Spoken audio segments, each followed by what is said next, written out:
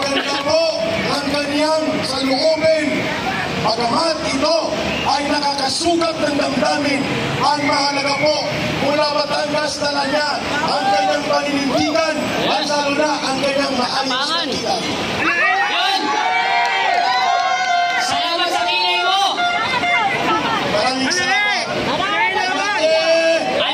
Salamat sa kilay! Ayos ang kilay at malakas ang loob na manindigan.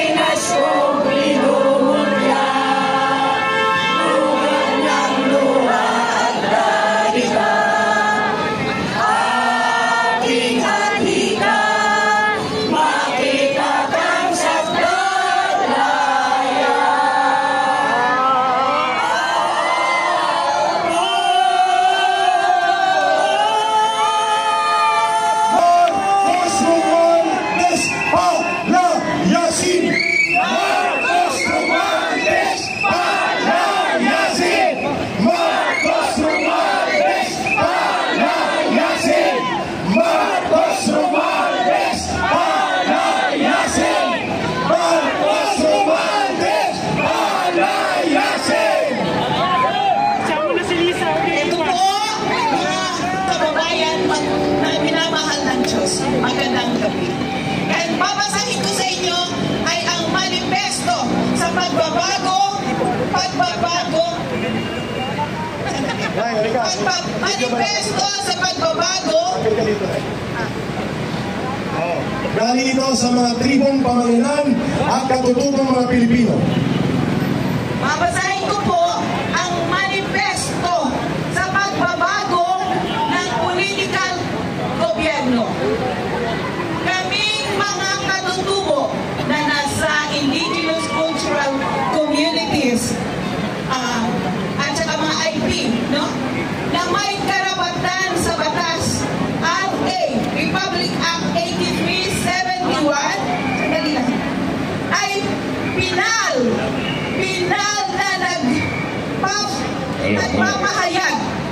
na nagpapahayag ng sariling paninindigan. Sa English, yan ay right of self-determination. At ang pagtatapos ng pansamantala ng